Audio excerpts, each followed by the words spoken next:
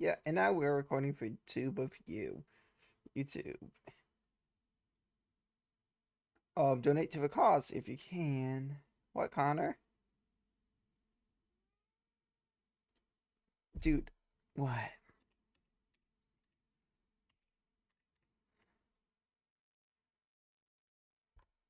So here we go. First up, that was unfortunately a loss.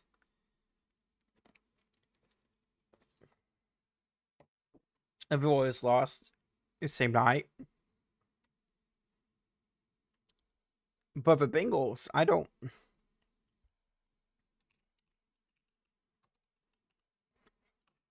even know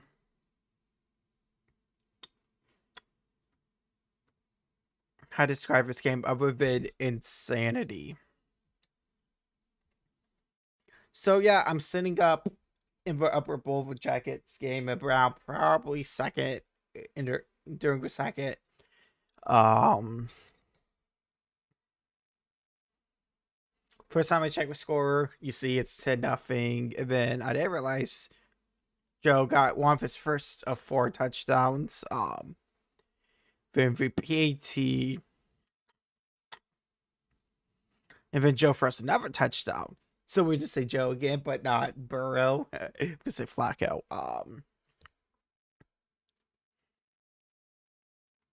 And then we made it 17-10 at halftime. Excuse me, in 2010, 7:55 left in the third. And then Aaron Rodgers makes a touchdown.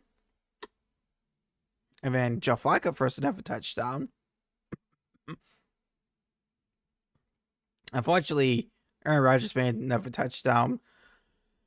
McPherson makes a field goal. And then another touchdown by Rodgers and a field goal to win the game. Now, if I was a neutral fan, that would be like game of the week. But as a Bengals fan, it tested my cardiac health. I mean, both quarterbacks, they just played crazy. Good.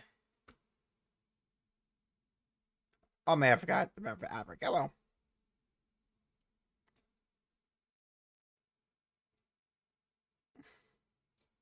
So,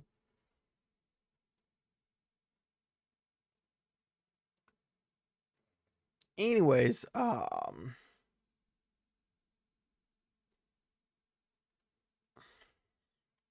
that would take us to Saturday.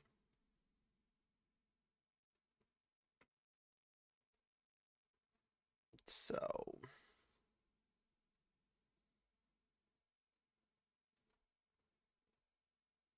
before we watch Blue Jackets, before we watch Blue Jackets highlights, we gotta watch FCC highlights because normally I watch Blue Jackets would have started 30 minutes before, even though it was a regular match. It was decision day. So never mind. We'll watch FC Cincinnati first, matter what, because I don't see why the NHL will start at 8 p.m. in Columbus. Or yeah, why NHL will start 8 p.m. in Columbus. Unless it's like a nationally broadcasted game. Which even then, for like say like it was Hockey Night Canada, this would do 7 Eastern. So I'm just funny. I'm funny bunny.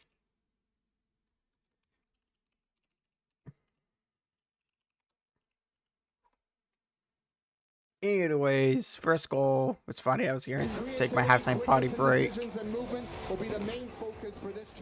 So second in the East was on the line, so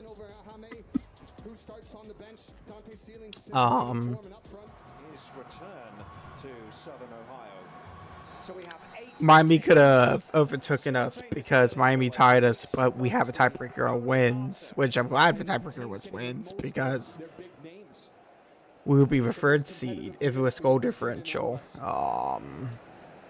One thing since FCC struggled with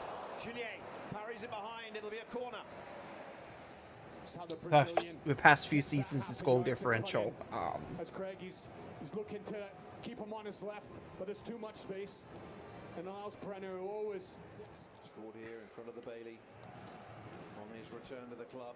So, Evander's corner, Hagland! Oh yes! Cincinnati's own breaks the deadlock. And what a header for Nick Hagland! goal differential was 26-12. Miami finished with the best, probably because they won 5-2 Saturday night. Adjust his body to direct it to So, corner. Is there a slight little shoulder off it? No, it's clean. That's as we clean would as it be comes. preferred seed if goal differential was the main tiebreaker, which Right into the far corner. It's got enough I loft don't before know if it this. troubles I don't. the I think MLS is one of the few leagues that uses wins as a tiebreaker. Really timely goal as this ball's into the box. It's Brenner. Oh, it should have been 2-2. I'm pretty sure scored for. I was bad for when Brandon Sure scored for. But hey, The awareness of Evander and where Montreal have come out and have been controlling this match. It just shows but hey, it just shows he's human. Even though there's some matches you wouldn't think he's human. Remember, we're raising money for Sushi J. Coleman, so donate. I have a link. Oh, that's a mistake. Kai can't buy a goal, man. Starting in November, which is really close, we're gonna start raising money for Feeding America since it's U.S. Thanksgiving. The corner is headed away by Robinson. Lander underneath it. Laturi, the man on the yellow card. Unfortunately, I do think Nicky on this yellow card here. Hit brilliantly. Brandon Craig. He didn't look like a player who's never scored in MLS. His approach, as soon as he stepped onto it, he had one idea in mind. Which Man, that shirt, man, rewatching that save hurts my shoulder watching it. MLS 360 is the way to do it. Here's a Wusu.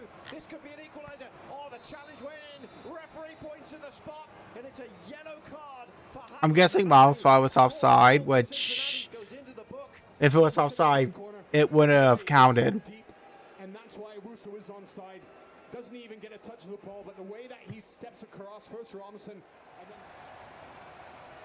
with the final action of the first half. Owusu off the post and away.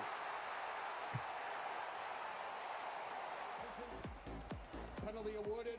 Owusu likes that stutter step. He's always watching the keeper. Doesn't go down and look at the ball. It is I'm sorry, but you need to ban stutter steps. Stutter steps, Celentano beat, but not the post. just like in hockey, in a penalty kick in soccer, you have to continually move. He's the Brazilian. Support from Kubo. He takes it on. I think FIFA should consider stutter stepping stopping. Like, I don't think that BS would fly in the NHL. Like, you can't just stop him and shoot it in a penalty shot or in a shootout. Like, you have to continually be skating. So why is the stutter step allowed? So they're certainly not looking like they're going to move anywhere upwards. Their danger is moving down. This is Brenner, who got a good touch, forced wide off with the keeper's legs, and he's helped out. As it's hooked Trying to away. nutmeg for assist.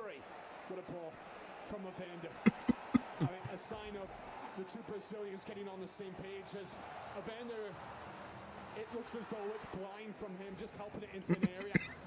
And it's in Gillette, for the seconds. best. Oh my gosh, Apple TV almost did for famous Let's Miss a Goal by Stronger Replay. Extra time. I don't know why we still have a problem with, I think, the third year it's a big deal. Storming off to So, second place in the Eastern Conference. Home field advantage.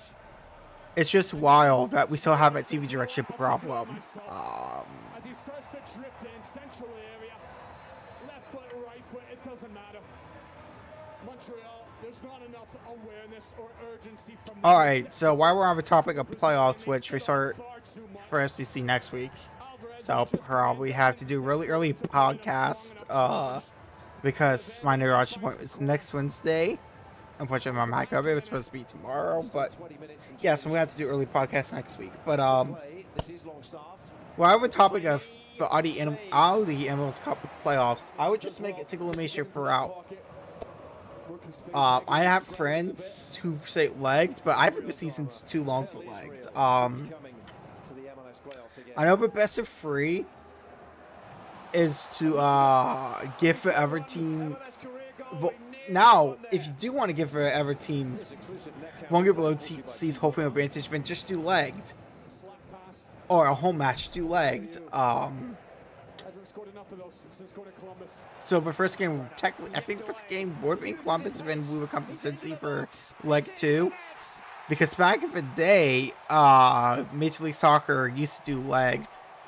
Then they switched to single elimination, then they switched to best of 3 with single elimination. Like, I don't understand.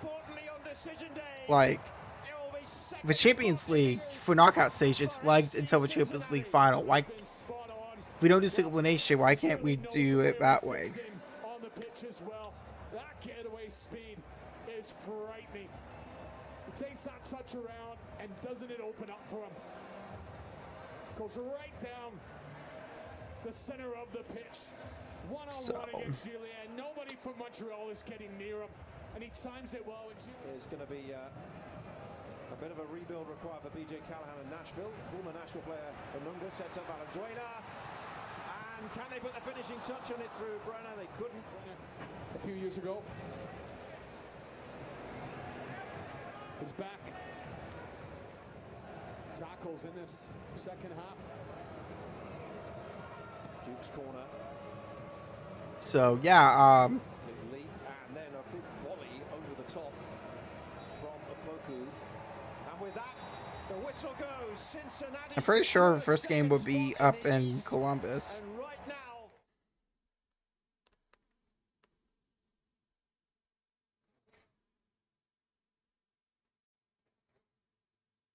Yeah, so leg 1 would be up in Columbus. Then, but I know a lot of people have got rid of it, but I think MLS would do tiebreaker away goal, so save it ends in a 2-2 aggregate score. Because since he got 2 away goals, it would be excuse me. Advance. But anyways, we are stuck with the best of 3, unfortunately. So I'm gonna take a real quick bathroom break, and we'll be right back. We are back.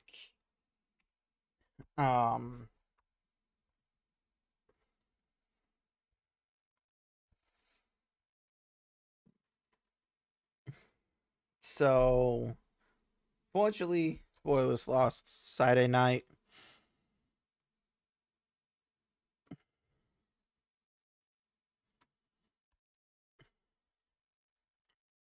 All right. We are actually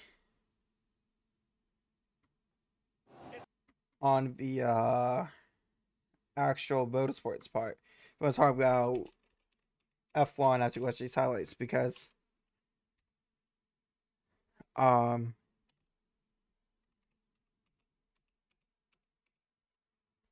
this race started an hour before the United States Grand Prix. So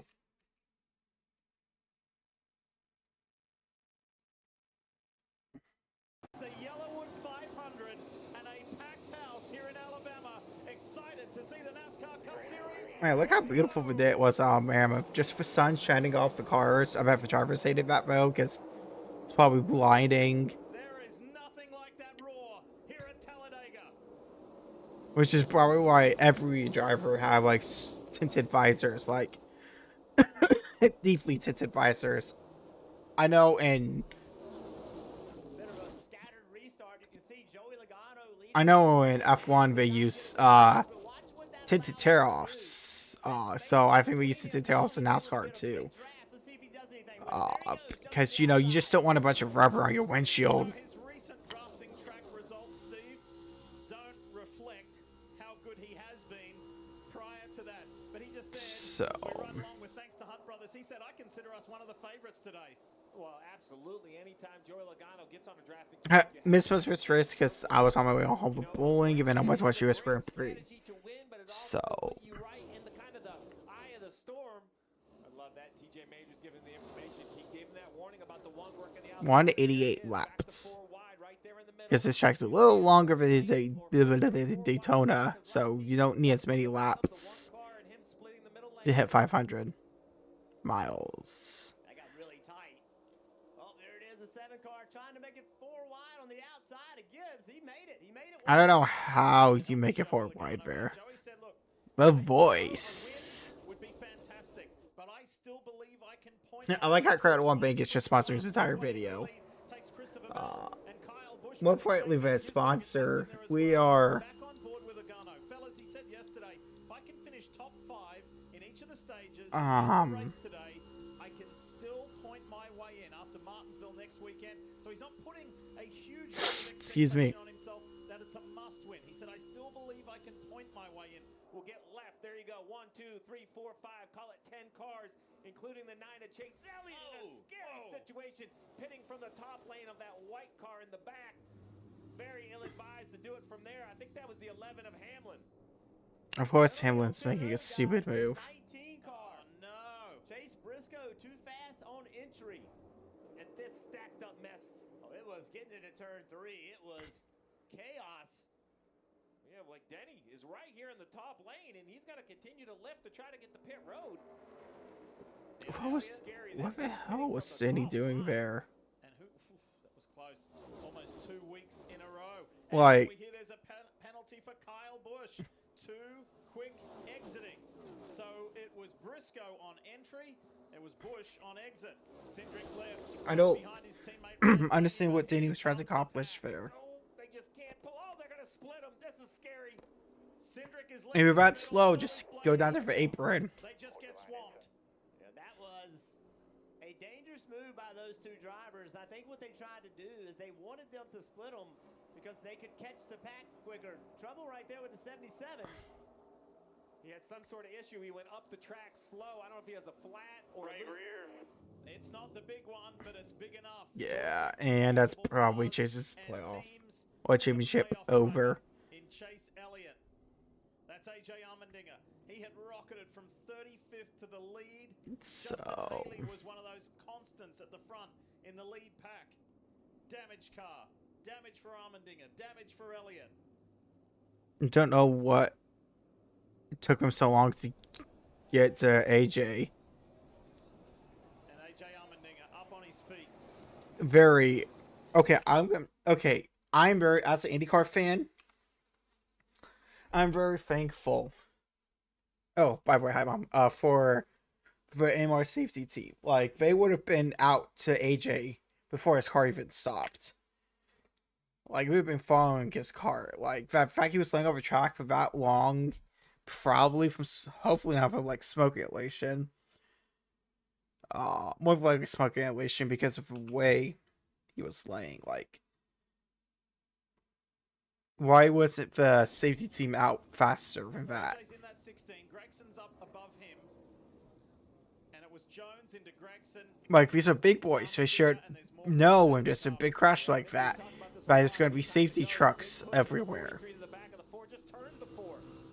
Turns him around to the left, catches the 16, who goes up and makes a really big impact. Look at the front of the field So right here. I don't.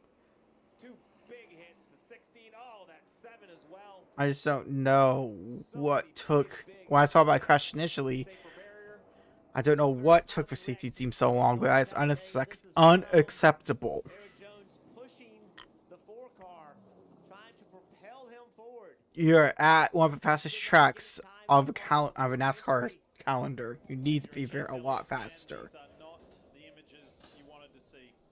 Chase has stepped out of his car. Guys, this Chase's car is supposed to be looking fluid like that. See the cars falling back off the pack. Remember, not in the top 10. They want to avoid this last lap. Like, It's gonna be crazy. once we get to the F1 portion of podcast. We just gotta talk about it. We gotta talk about Once Alpha again, Room presented by for Clear McLaren Lake. Drivers Championship choke. Like, Blaney made the most of that restart. How? Picked up a lot of spots, 4 spots.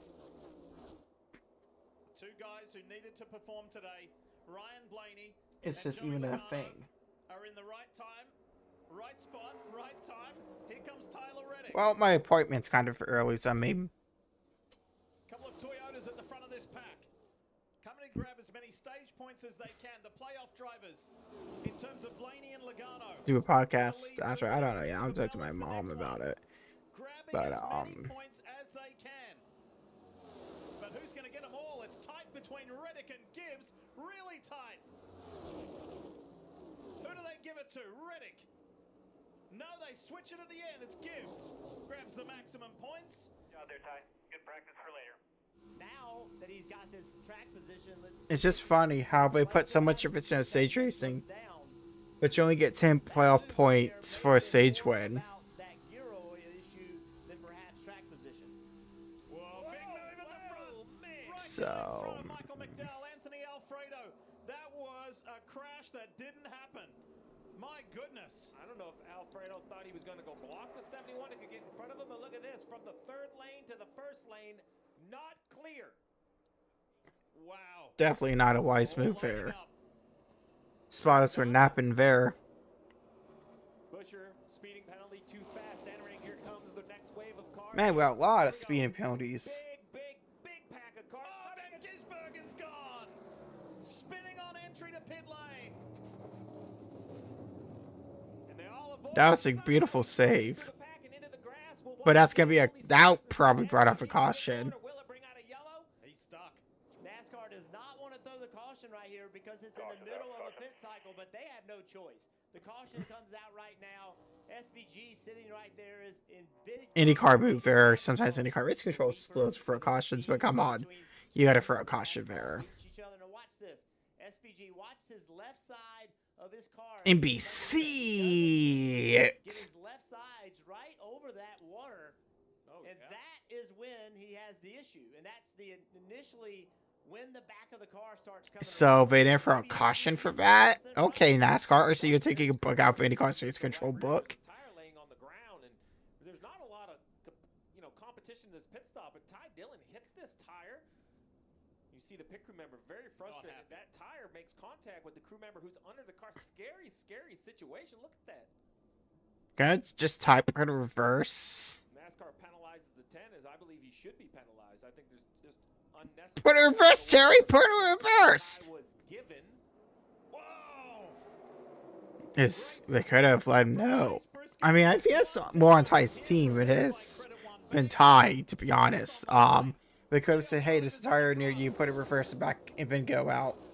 But you know, Spare a thought for young Carson Hocevar in the middle of a sea of playoff drivers with so much on the line. And it's Briscoe and Larson who come out of turn 4 and head to the try. I guess it was catch the end of a race, though. To try and grab 10 points. And Once again, it's silly that they put so much emphasis on stage racing, and you only get 10 points for a stage win. Briscoe who grabs the maximum points in stage 2. Joey Logano continues to mention the gear oil issues. They just lost Josh Berry, who just went to the garage area, by the way, an important wingman. So- Could this be kind of falling apart here for Team Penske? Yeah, it really is, because the 21 had the speed to make things happen for them. Whether he was pulling them along or then could get behind and really push, so that's going to be detrimental. Susnick get bailed on by the fucking board. I know. I don't think Bonnie was very happy. Get second lane, go to the driveway, he goes back down to the bottom. So, Jeff, it brings up a very interesting dilemma. If Lots of you are a bleeps. non-playoff car and your manufacturer tells So. you, hey, help the playoff cars when you can, what's your reaction? Do you do it or not? I do exactly that. I help them when I can. And when I can't, I don't. And what that means is I can help, but not at my detriment. Something going on with the back in the back Herbst. mid-pack. It was Riley Herbst. Seemed to lose speed pretty quickly. Look at the middle of the screen. Yeah, everybody going around. I'm assuming this is some sort of tire issue. Has the look of a tire going down or a mechanical issue. He does a nice job not turning left until he's completely clear. Yeah, Kim, an interesting dilemma here. It was having a mechanical issue. I didn't see any tires down. So, after this, we'll talk some F1, and then we'll move on to future predictions portion against unfortunately Oilers lost to Red Wings. So, did not top off under the last caution, so he's at a pretty good fuel deficit to his teammate Ryan Blaney right behind him. I just asked Paul Wolf, Steve, does that concern you? He said, yep, obviously it does concern me a little bit, but no matter what, our plan yeah, it's video issue Monday, Rave Corey Cam. when we come to pit road. An unfortunate end to the day for Rick Ware Racing's Cody Ware in the Arby's Ford as he's spinning in his own oil. Yeah, he came by in the front stretch very, very, very slow. We weren't sure he was going to get back around even from that. The engine, it sounded like it had expired on the 51. It's such a difficult decision for Todd right there in that 34 car. Go to the bottom or stay in the middle. Larson's done a really good job of pushing him. So now again, Todd gets way. This is about the time I too did. What's Larson doing? Nowhere to go. Just push, push, push. The outside lane coming. Third lane headed by Briscoe. And we did get overtime in this race because we got a caution with free to go, as you can see. Whoops, did I mean to hit my mic? I apologize. Big run on the outside. Bush is going to get all the way to the quarter panel of the 24. The 8 of Kyle Busch back in the pack drives it in there 4 wide. He knows it's time to go. Is there enough time left for the driver of the 8? Carson Hocevar on that top line. Ty Gibbs in the 54 is pushing. That top lane of Busher, that momentum got built up from a whole lap. Man, we got so close to not needing overtime. Back in that pack, Kyle Busch making it work with the Considering my credit on bank. I wish I got paid every time I mentioned credit on bank. Excuse me. William Byron goes lower. Larson is in the middle. Smart move by Bowman just to get off the track. He goes down onto the apron, and around goes Chris Buescher. Buescher's in the fence. Yeah, my hat. I'm sorry. Yeah, it's obvious caution. Cars broke. So, But it takes the RFK driver out of the Yellowwood 500. You saw the movement, the dancing, the blocking. Yeah, it's pretty violent wreck. Thankfully, it was okay, but Big hit for Chris Buescher. Yeah, it was a huge hit. Yeah, Buescher's gone bad. We see it so many it was just such a violent wreck. Just watch the steering wheel. Typically how these wrecks happen, and that's it. So much Hands off the wheel. You. Byron was getting a push from someone behind Yeah, him it's as well. Let's see thank God he's okay, because that was a horrible wreck. Like, I hate these cars for so. big push into the 24. They do not absorb G-forces like they should. To Buescher, he They gets need to another fix hit, that. around Buescher goes. That's what we talked about earlier. The spotter has to be telling Silverberry did its job, but the problem was the car does not absorb G-forces like it should. Up front, big push on the top right here. The 23 This car ended Kurt Busch's career because the back, he hit the wall in the back and his career ended. That's just how terrible this car is at absorbing G-forces. 3 playoff drivers in the top 4 positions. Bubba Wallace doesn't care about that. He wants another win at Talladega. And that was a Pocono. And we visit tracks like Talladega, Daytona. You really want the car to absorb the G's and not the driver. The Hendrick teammates, what's happened? Unfortunately, Larson, I knew as soon as Larson dipped off to the apron, he's out of gas. Here comes Briscoe on the inside. Ty Gibbs has got a chance. Gilliland's So, got a chance. I was hoping Bubba would win because I've been finding to see an all-playoff driver win Talladega. Bubba Wallace up high. They're in the shadows of the tri-oval. Briscoe But I think Bubba got away from a push too soon. first win on a super speedway. And that's what gave Chase Briscoe the win. Byron spins through into the shadows. See, Chase Briscoe got a bonus point for fastest lap. I don't know why F1 got rid of a fastest lap bonus point.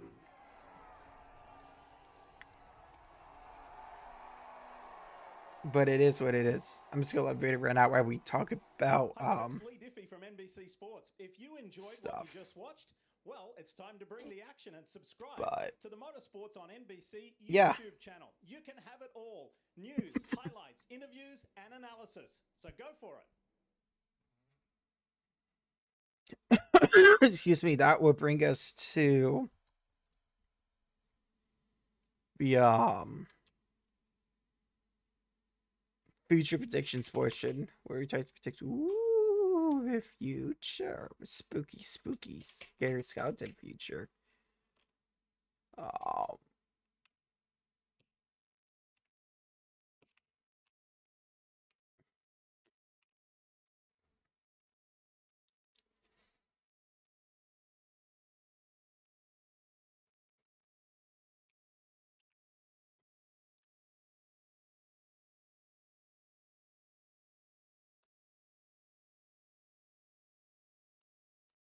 wait, yeah.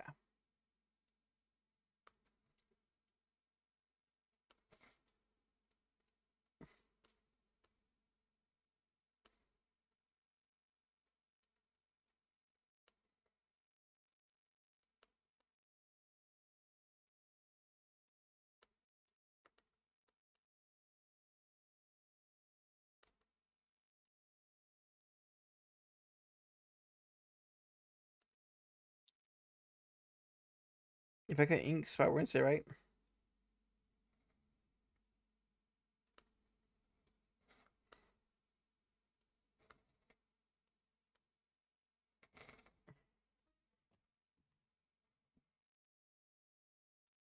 Anyways,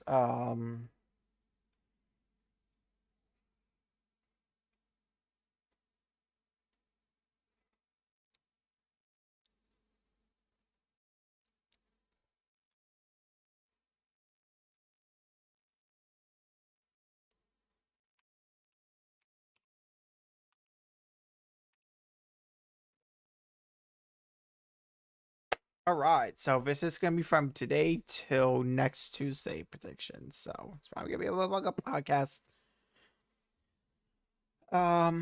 Starting with, I don't think the Jackets play till tomorrow. No, the Oilers don't. Yeah, the Jackets and Oilers play at the same time, so I'm gonna have to be watching one Monday, one forever. But the Oilers are in my time zone, but in their road trip.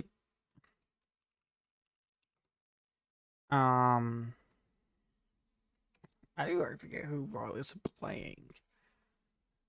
So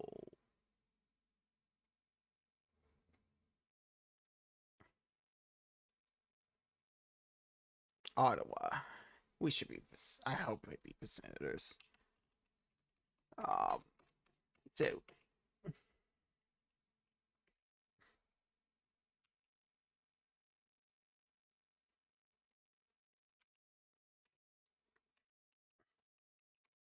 I think they beat Ottawa 2-1. The Blue Jackets play the Stars. Unfortunately, I think the Stars win.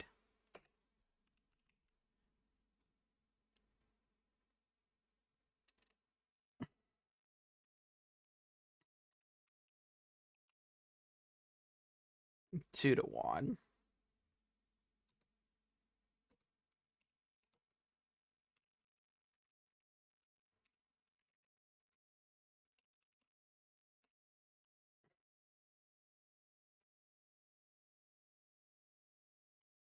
Um,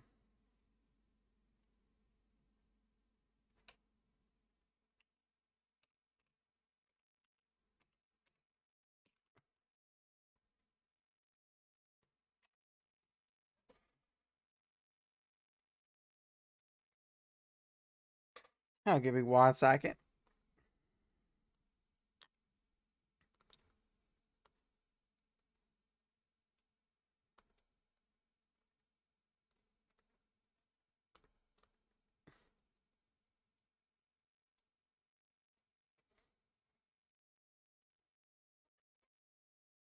Sorry. All right. So that takes us to Wednesday.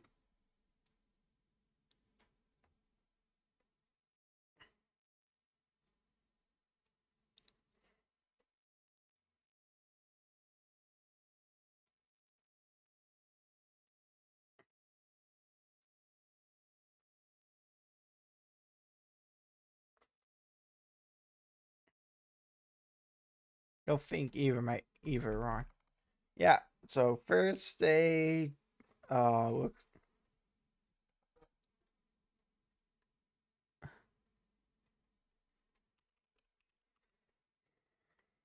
I think the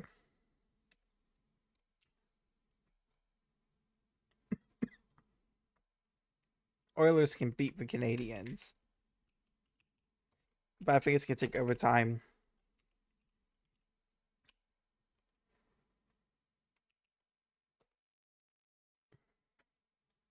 So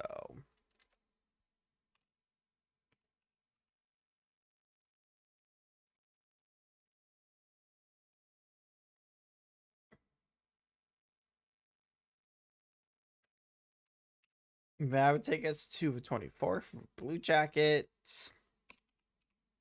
Unfortunately, I don't see the Jackets beat the Capitals. I don't think they can score against the Capitals. Hey, I could be wrong, but who knows? And then the 24th is a Thursday. No, the 24th is a Friday. Then we got the worst team in the National Hockey League, the Pittsburgh Penguins. Screw that whole city. Except for the convention there, but you know. Everything else. Especially the Penguins. You know what? I think they can beat. Make sure I'm not missing an Oilers game. Haha. Guess you're probably Hockey Night in Canada. Yeah. Ew. And Vancouver. No, wait. In Seattle. Sorry. Why do we always have so many back-to-back games?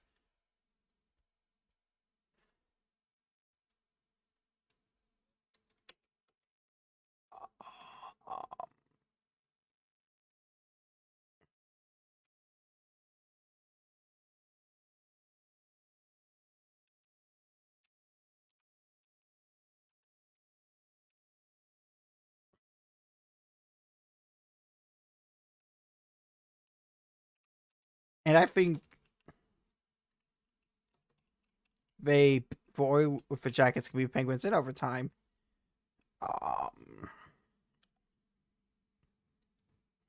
Oilers also play as part of Hockey Night in Canada.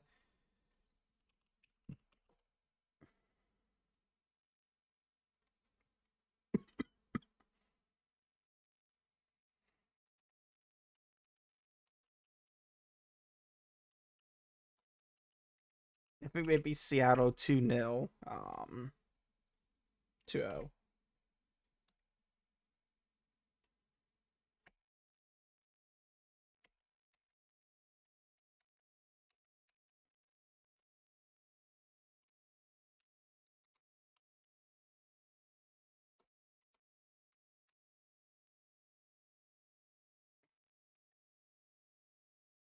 Give me 1 second.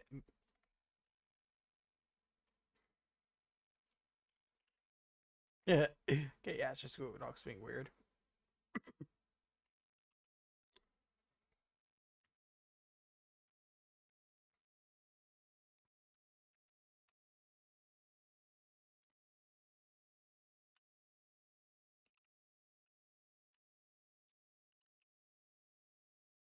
And then Blue Jackets play this Sunday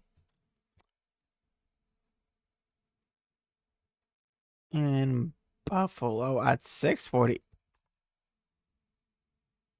6:45.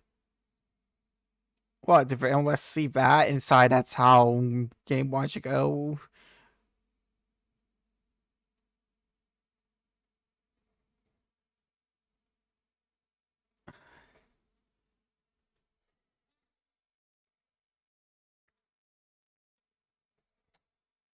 Oh yeah, it's a 28.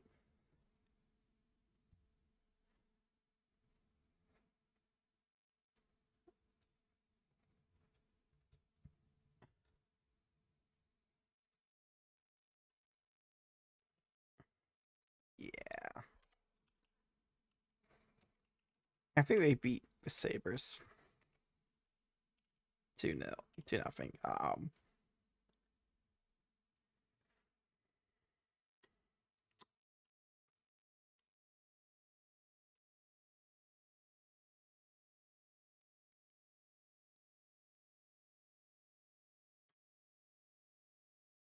Excuse me.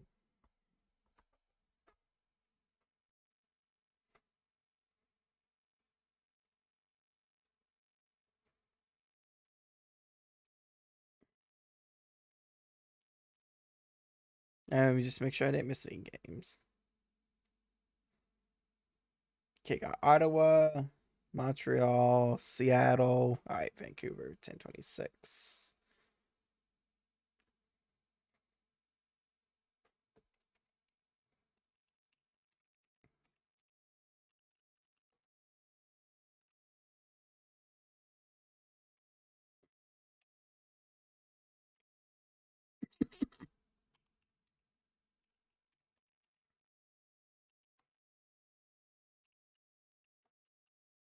I think we beat Vancouver in overtime. I mean, that takes us to um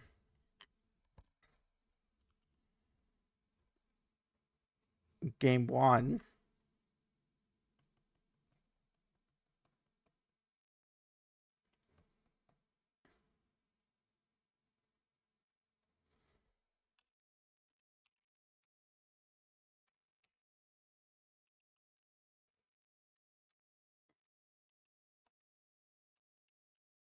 I think they win 2-1. Where they should advance, but we have to do best of 3 because we got to get that money.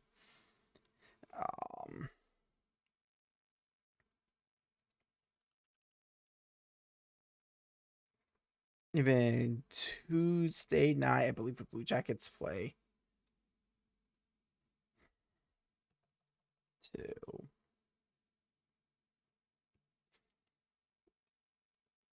They play Buffalo. There, I have it down. I do.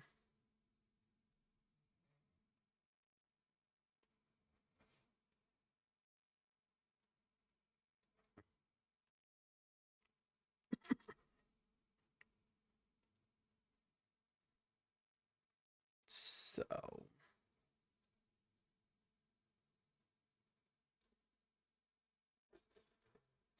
excuse me.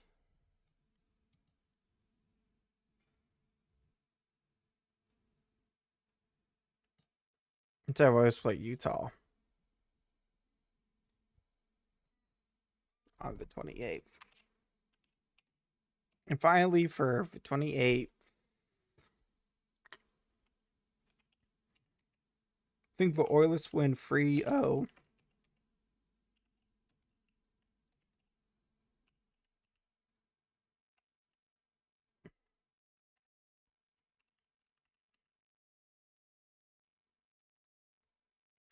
And maybe Jackets also play for 28th. Yeah, right.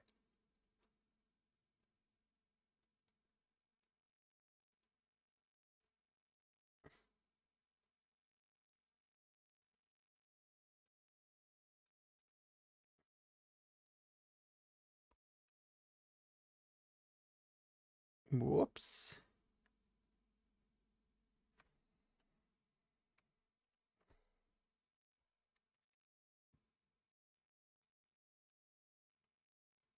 So yeah, that excuse me. We'll do it for this podcast. So I would like to thank you guys for watching.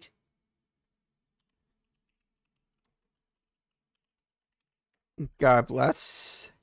I still believe that Jesus is Lord. And I will see you Wednesday. Bye, YouTube. Alright, Twitch. We are getting ready to go on a raid. So yeah. Next podcast is next Wednesday due to weird scheduling for playoffs. Alright. We will see you Wednesday. Bye.